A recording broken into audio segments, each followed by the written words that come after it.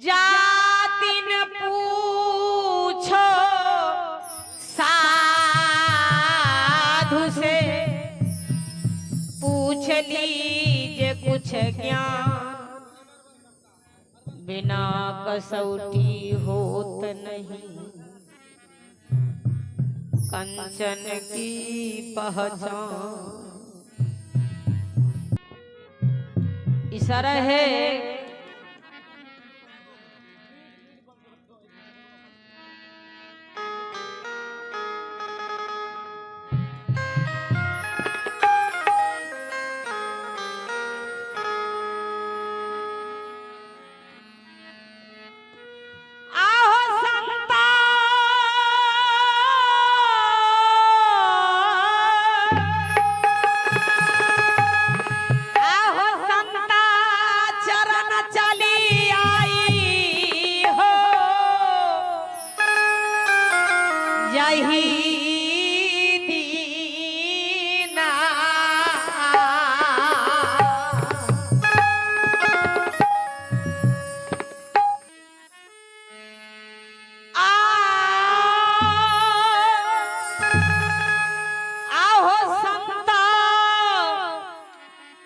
चरण गिरही आई हो जही दीना।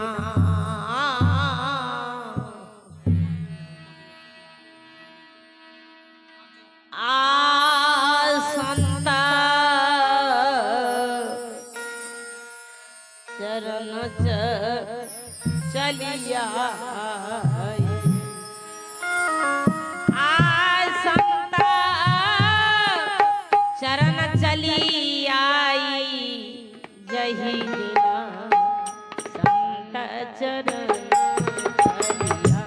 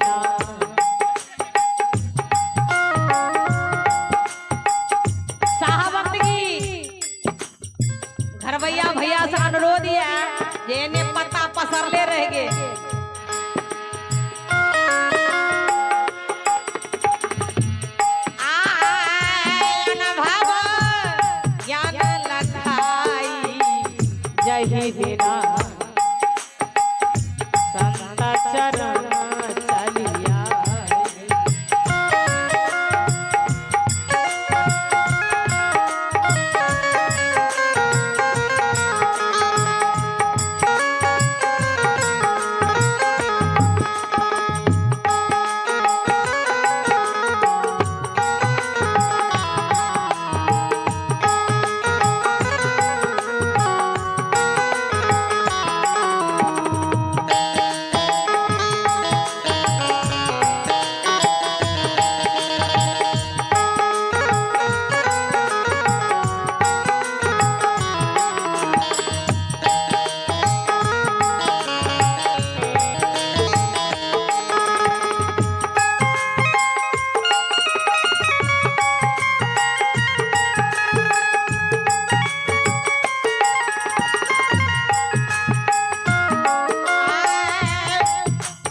भक्ति करे तो अनुभव दर से निस दिन प्रेम बढ़ाई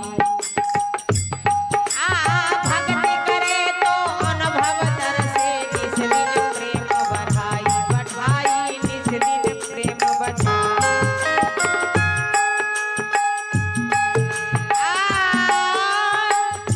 सुर हो नाम अचिंता चिंता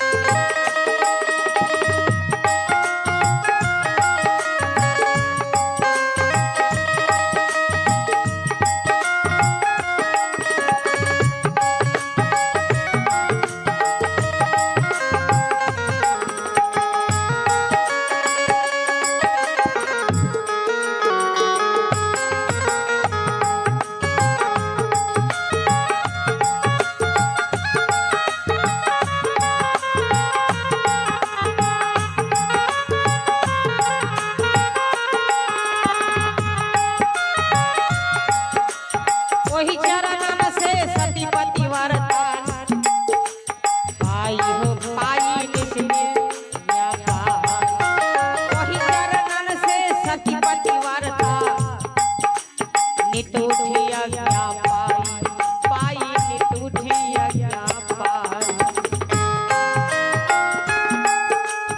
माता सती अनुसुईया वो पति के चरण छूकर को प्रणाम करने वाली सती अनुसुईया सती नर्मदा सती सावित्री सती बिहुला और पतिवार बना रही। सदगुरु कबीर साहब की लास्ट पंक्ति में इशारा हो रहा है भैया वही चरण से सती पति वरदान नित उठिया ज्ञा पाई नित उठिया ज्ञा पाई